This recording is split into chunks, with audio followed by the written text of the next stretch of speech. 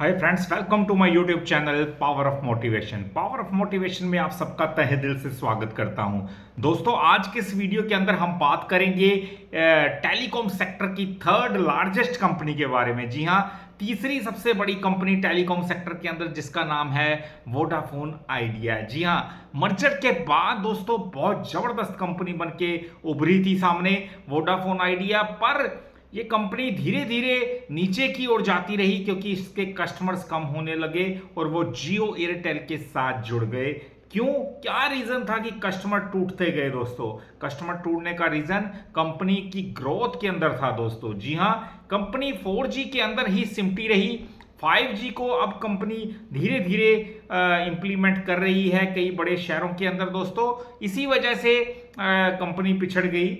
जबकि इसके विपरीत वोडाफोन आइडिया के विपरीत बात करूं, जियो एयरटेल जो महारथी हैं इस सेक्टर के, वो पहले से ही इसके अंदर बहुत 5G के अंदर पूरी तरह लॉन्च कर चुके हैं। वो 6G के ऊपर काम कर रहे हैं। इसी वजह से क्लाइंट इनके कम होते गए दोस्तों।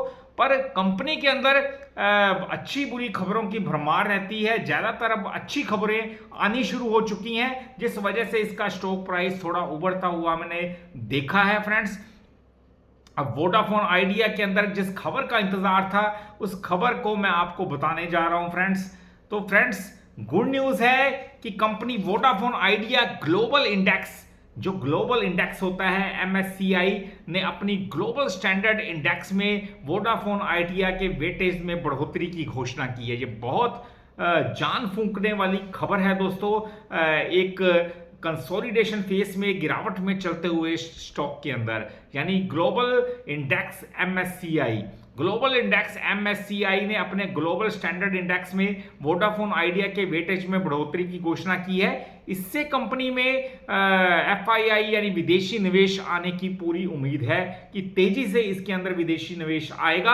अगर किसी कंपनी के शेयर को MSCI जैसे बड़े ग्लोबल इंडेक्स में वेटेज बढ़ता है तो उसमें म्यूचुअल फंड FII अपने पोर्टफोलियो में ऐड करते हैं। तो ग्लोबल जो MSCI इंडेक्स होता है दोस्तों, उसके अंदर अगर कंपनी का वेटेज बढ़ता है तो वाकई में बड़े बड़े फंड हाउसेस जैसे म्यूचुअल फंड्स होते हैं, फॉरेन इंस्टीट्यूशनल इन्वेस्टर होते हैं, डोमेस्टिक इंस्टीट्यूशनल इन्वेस्टर्स होते हैं, वो अपने पोर्टफोलियो के अंदर जरूर ऐसे शेयर को ऐड करते हैं। क्योंकि कई फंड हाउसेस, बड़े फंड हाउसेस जो होते हैं, वो करोड़ों रुपए इन्वेस्ट करते हैं। इसलिए ऐसे इंडेक्स को वो जरूर वॉच करते हैं, क्लोजली वॉच करते हैं, जिसके अंदर उन्हें लगता है कि वाकई में कंपनी में बहुत दम है। तभी इतने बड़े बड़े फंड हाउसेस इसके अंदर उन्होंने MSCI इंडेक्स में एंट्री दी है। तो दोस्तों, और जैसे ही डिमांड बढ़ती है तो शेयर के अंदर हम अच्छा खासा उछाल देखते हैं। अब नोवामा रिसर्च फर्म के मुताबिक वोडाफोन आइडिया के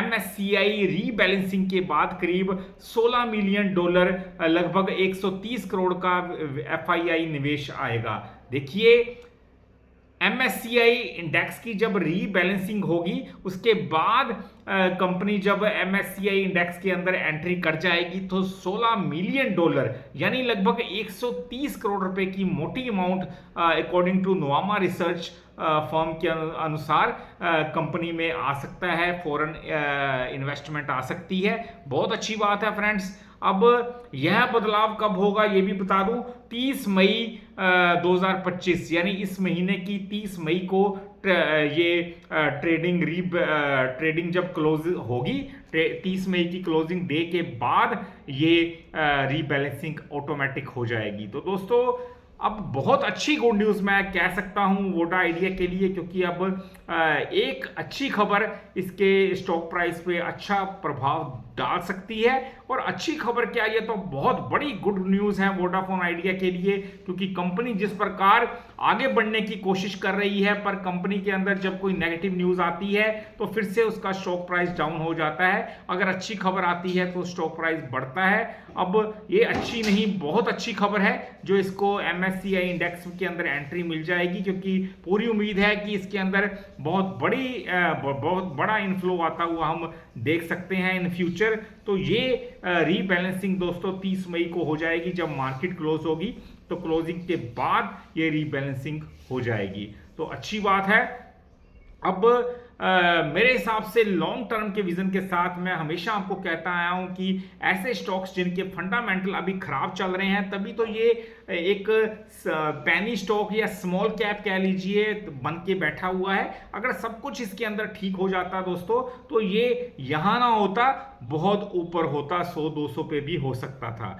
यही बात होती है कि किसी स्टॉक के अंदर कंपनी अच्छी है, बिजनेस अच्छा है, पर वो डंप होके एक छोटे लेवल का स्टॉक क्यों बना हुआ है? क्योंकि कुछ ना कुछ तो उसके अंदर बुरा होता है, कुछ ना कुछ कमी होती है, तभी वो स्टॉक एक छोटे लेवल का स्टॉक होता है दोस्तों। अगर सब कुछ अच्छा हो जाए तो स्टॉक आपको इस लेवल पे फिर कहां मिलेगा। अब धीरे धीरे सब कुछ सुधरता जा रहा है वोडाफोन आइडिया के अंदर, और आने वाले टाइम के अंदर लॉन्ग टर्म के विजन के साथ सोचें तो एक बहुत बड़ा मल्टीबैगर साबित होने का दम रखता है। क्योंकि अब इसके अंदर जो PSU की स्टेक है, सरकारी कंपनी की स्टेक है, सरकार की स्टेक है, वो 48% 49% की हो चुकी है। इसलिए अब ये एक PSU स्टॉक के रूप में भी हम इसको देख सकते हैं। तो लॉन्ग टर्म विजन के साथ अगर आपके अंदर पेशेंस है तो बहुत अच्छा ये स्टॉक प्राइस इस टाइम मार्केट के अंदर है दोस्तों। आने वाले टाइम के अंदर ये जैसे जैसे अच्छी खबरें आती जाएंगी, ये काफ़ी और इसका बिजनेस ग्रो होता जाएगा। 5G के लॉन्च के बाद और तेजी से ये कंपनी ग्रोथ करती हुई हम देख सकते हैं। तो थैंक्स फॉर वॉचिंग। वीडियो अच्छा लगा हो चैनल को जरूर सब्सक्राइब कीजिएगा, क्योंकि ऐसे वीडियोस मैं डालता रहूंगा। पूरा एजुकेशन पर्पज से मेरे वीडियोस होते हैं, ताकि आप सबको ज़्यादा से ज़्यादा जानकारी दे सकूं। मिलते हैं हम अपने अगले वीडियो में, तब तक के लिए नमस्कार जी।